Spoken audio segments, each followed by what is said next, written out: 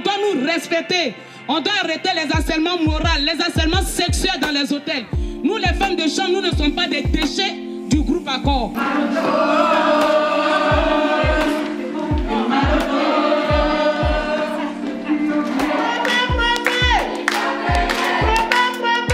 On ne peut plus acheter de la viande pour nos enfants. Tout a augmenté. Mais ce qu'il y a dans le programme de la NUPES, c'est de bloquer les prix. Nous, on nous propose 1500 € net. Il faut qu'on parte quand même dans les quartiers populaires que nous habitons, aller vers les gens, parce que la majorité dans les quartiers populaires, les mamans, les papas, c'est nous qui souffrons dans ce métier, parce qu'on n'arrive même pas déjà à boucler les fins du mois.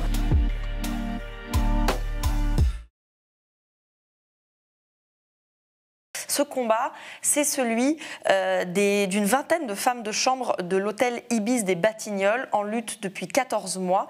Ces femmes sont noires, certaines ne parlent pas bien le français et pendant longtemps elles ne connaissaient pas leurs droits. Elles sont employées par Accor, géant européen de l'hôtellerie coté au CAC 40, ou plutôt par un de ses sous-traitants, STN. Et depuis des mois, elles luttent contre des cadences infernales, 40 à 50 chambres par jour. Ces femmes de chambre continuent leur action. Récemment, elles ont occupé ce Sofitel 5 étoiles près de l'Opéra à Paris. Comme toujours, une occupation festive, pacifique, avec le soutien de militantes vêtues de blouses bleues et de gants jaunes, à l'image de Rosie la rifteuse, icône aux États-Unis des luttes féminines pour l'égalité du travail.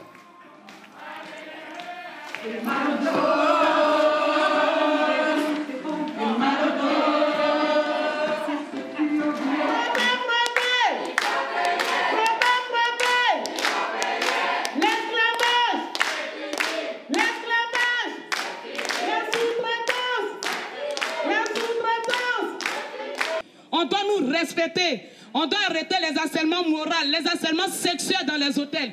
Nous, les femmes de chambre, nous ne sommes pas des déchets du groupe Accor. Nous ne sommes pas des déchets du groupe Accor. Nous disons non. Donc, ce que nous demandons au directeur, simplement, c'est nos droits. Alors Rachel Keke, que nous venons d'entendre, est une des figures du mouvement. On l'a retrouvée dans son petit appartement dans la banlieue parisienne. Elle raconte la solidarité qui s'est créée au fil des mois. Je suis vraiment fière de moi, de cette lutte-là. Quand tu veux quelque chose, il faut y aller, il ne faut pas reculer. Donc, quand je suis là, j'appelle les collègues, je leur dis, on tient bon. Je leur dis, vous voyez, c'est comme le foot. Souvent, quand tu perds, qu'ils reviennent, ils vont à mi-temps, ils reviennent sur le terrain, ils se conseillent, se disent, bon, allez les gars, qu'est-ce qu'on fait? On se donne au maximum pour pouvoir prendre cette coupe-là. Donc, c'est ce que je leur dis. Je leur dis, c'est vrai que c'est dur. Il ne faut pas baisser les bras parce que si on baisse les bras, déjà c'est une humiliation pour nous. On est plus que des amis. Je peux dire qu'on est devenus même des frères, comme des frères de même père, même mère, parce que quand on travaillait, quand tu arrives, bonjour, bonsoir, voilà, ça s'arrêtait là, mais la grève nous a beaucoup reliés, ça nous a familiarisés plus et ça nous a permis aussi à se connaître. Je pense que c'est quand vous vous connaissez, quand vous vous familiarisez dans une lutte, ça dure longtemps. Le conflit social le plus long du moment en France s'est terminé et il s'est bien terminé. Presque 2 ans de mobilisation pour qu'à l'arrivée des femmes de chambre fassent plier un mastodonte du CAC 40. Ces femmes de chambre, ce sont celles de l'hôtel Ibis des Batignolles à Paris, le 2e Ibis le plus grand de France, propriété du groupe Accor. Une des figures de cette mobilisation m'a rejoint sur le plateau. Bonsoir Rachel Keke. Bonsoir. Bienvenue, on est ravis de vous recevoir. Je résume, 22 mois de conflit, dont 8 mois de grève bien réelle pour demander de meilleures conditions de travail. Et aujourd'hui, vous avez fini, aujourd'hui même, par signer cet accord avec votre employeur direct, STN, un sous-traitant du groupe Accor, et avec le groupe Accor. Quand on vous a rencontré en octobre, on en était à 14 mois de mobilisation et vous nous aviez dit... Nous disons au groupe Accor, on leur tiendra tête, même si ça doit durer 2 ans. 2 ans, on y est donc presque, 22 mois, ça vous fait sourire. Un mot pour décrire ces 22 mois. Mais 22 mois de lutte, c'est pas facile, c'est pas donné. Mais on était obligé de tenir face au groupe Accor qui jouait vraiment la sourde oreille et qui ne voulait pas nous attendre, qui ne voulaient pas comprendre vraiment nos conditions de travail qui étaient vraiment pénibles et qui étaient complices avec la sous-traitance pour employer de l'esclavage juste au sein de leur établissement. Voilà. Alors, concrètement, ça ressemblait à quoi une journée de travail avant cet accord? Mais une journée de travail, quand tu arrives à 8h30, tu vas, tu te changes, tu mets ta tenue, tu montes, tu prends le bac, tu prends ton rapport, et tu vas dans tes étages, tu prends le chariot, tu arranges le linge propre, après tu mets ça dans le couloir, tu fais sortir aussi le chariot du linge sale, tu mets ça dans le couloir, et après tu frappes à la porte 3 fois pour voir si le client n'est pas dans la chambre. Si le client n'est pas dans la chambre, tu as le droit de rentrer, et tu enlèves tout ce qui est sale, c'est-à-dire drap, poubelle, tout ce qui est sale à l'intérieur de la chambre. Et après ça, tu prends le produit et tu essaies de mettre dans la salle de bain. Tu laisses à peu près 10 minutes, le temps que le produit puisse réagir bien pour tuer les bactéries, les microbes. Et quand tu sors de là, tu remets tes gants, tu fais le lit. Quand tu fais le lit, tu fais la poussière. Après, quand tu fais la poussière, tu fais la serpillère. Après la serpillère, tu vas dans la salle de bain. Tu fais le lavabo, tu fais la baignoire, tu fais les toilettes, tu fais le sol. Tu ressors, maintenant tu aspires et après tu fermes la chambre. Combien de chambres par heure vous faites? Mais il y a 3 chambres et demie de l'heure. Donc on fait à peu près 17 minutes. Mais ça dépend des clients. Il y a des clients qui ne respectent pas le métier de femme de chambre, qui mangent tout, qui font tout ce qu'ils veulent dans la chambre. Donc on peut se retrouver à peut-être 20 minutes, même 25 minutes en train de nettoyer la chambre. Et ça fait que vous travaillez plus? On travaille plus. Mais, ouais. Alors, vous n'avez pas obtenu d'être directement employé par le groupe Accor, ça c'est hélas pas dans l'accord que vous avez signé, mais vous avez obtenu tout le reste, comme le doublement de votre prime de repas, de votre tarification horaire, la hausse de votre tarification horaire, une cadence moins forte, 2 à 3 chambres maximum par heure, au lieu des 3,5 que vous venez de nous expliquer, une pointeuse pour ne pas travailler des heures supplémentaires non rémunérées. Est-ce que cet accord, il est satisfaisant, il est ce que vous attendiez? Mais moi, je dis avec mes collègues, il est beaucoup satisfaisant parce que là, je n'ai même pas de voix. Parce qu'après la signature, quand on est sorti, franchement, on a hurlé, on a crié de joie. C'est beaucoup satisfaisant parce que ça fait quand même 17 ans que je travaille avec la sous-traitance à l'hôtel Ibis Les Batignolles. On n'a jamais reçu ça. Jamais de la vie. Donc ça, c'est une grande victoire pour nous. Et pour être internalisé, ça viendra parce que je sais qu'on continuera à pouvoir négocier pour qu'on puisse être internalisé. Mais ça, pour nous, c'est déjà une belle victoire. Je vous présente Rachel Keke, bonsoir. Bonsoir. Vous avez été la figure du combat des femmes de chambre d'Ibis Batignolles à Paris. C'est une très longue lutte de 22 mois. On a appris récemment dans le magazine Elle que vous seriez candidate LFI aux législatives dans le Val-de-Marne où vous habitez. C'est bien ça? Oui, c'est ça, dans le 94. Voilà. Mais je vais dire que ce qui s'est passé dans notre hôtel, c'est aussi politique. Voilà. Moi, je ne suis pas quelqu'un de politique, mais ça nous oblige en fait à faire la politique. Parce que à l'Assemblée nationale, c'est là-bas on vote les lois. C'est là-bas on décide beaucoup de choses. Et vu que nous qui faisons le travail essentiel, on n'est pas trop défendus parce que à l'Assemblée, parce que je me rappelle que Ruffin avait mis une loi pour que quand même les femmes de ménage de l'Assemblée nationale soient payées à 10 € de l'heure et ils ont rejeté complètement cette loi. Pourquoi? Parce que c'est des cadres qui sont dans les assemblées nationales, ils ne savent pas exactement, ils ne sont pas sur le terrain, ils ne savent pas comment on vit, comment on souffre.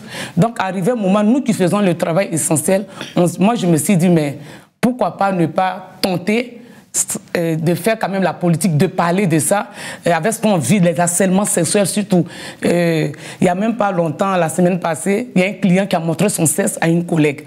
Et on ne peut pas... tout de suite, le client, il a été protégé par le groupe Accor. Donc, c'est un truc où c'est une chose où il faut aller à l'Assemblée dénoncer pour faire comprendre aux gens qu'il y a la réalité qui existe, voilà, dans la vie, surtout en France.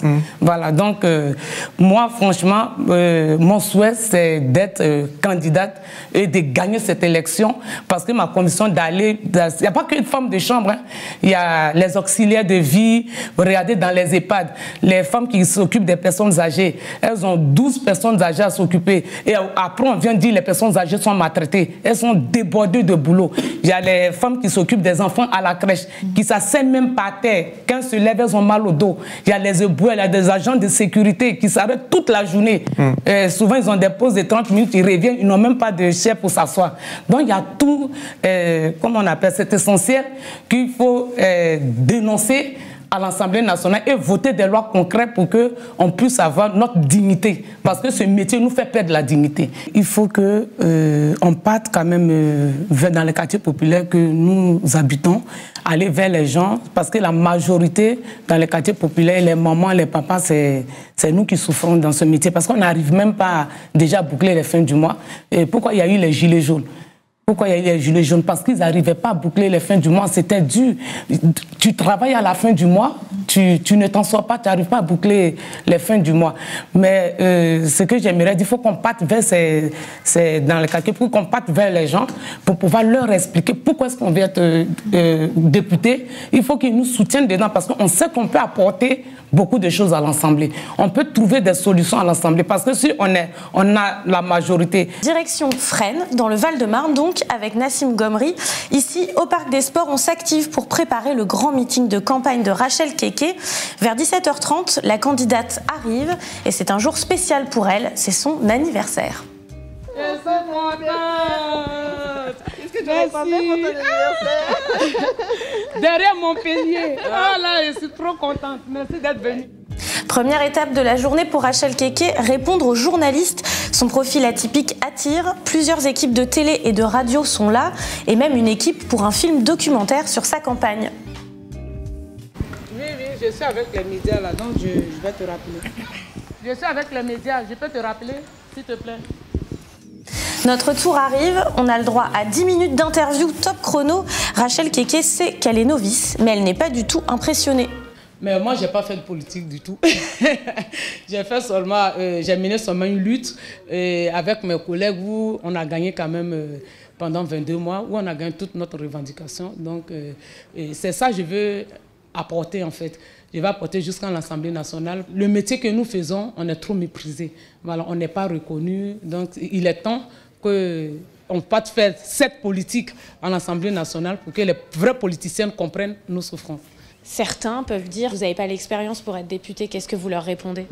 Mais pour être député, je peux dire un ouvrier peut être député, une vendeuse peut être députée, parce que le problème c'est de savoir ce que tu dis. Nous on est analphabètes, on ne comprend pas, la majorité, on ne sait pas lire écrit, donc il faut faire de la politique où les gens comprennent mieux. Pour cela, elle garde un style bien à elle, hérité de la lutte sociale.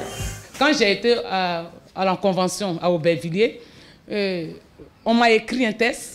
Et on m'a dit, Rachel, il faut que tu dises ce test-là à la convention. Et quand je m'assois, je mets le test sous ma chaise, je suis assise dessus.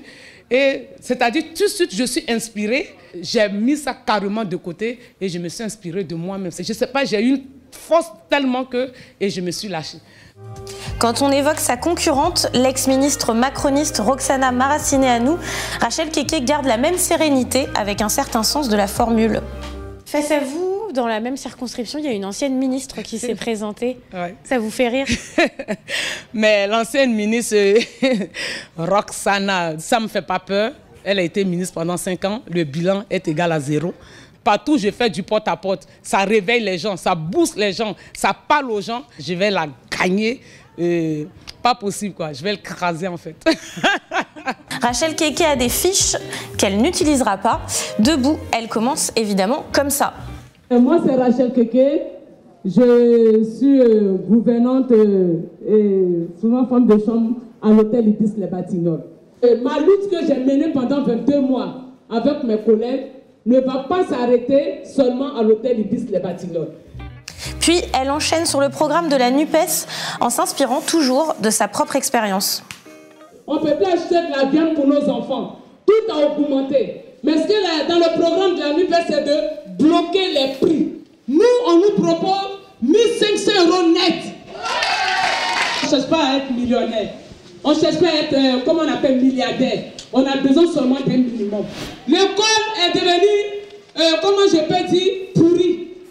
Moi, ma fille, 4 mois sans professeur de français. Ce n'est pas de la faute du professeur. C'est de la faute du gouvernement à cause de leur système. C'est parce qu'il n'y a pas de moyens. Il faut augmenter, il faut valoriser les salaires des enseignants. Nos enfants souffrent. C'est quel système ça? C'est quel système ça? C'est quel système ça? Le système qui tue les familles pauvres. Mais il est temps que c'est nous-mêmes qui disons stop. Il est temps qu'on parte à l'Assemblée nationale. Il est temps qu'on crie. Il est temps qu'on dit ça suffit. Et à la fin du meeting, une surprise. On m'a dit que c'était un jour très spécial pour toi. Nous sommes le 30 mai, c'est le jour de ton anniversaire. Anniversaire spécial, exceptionnel pour Rachel.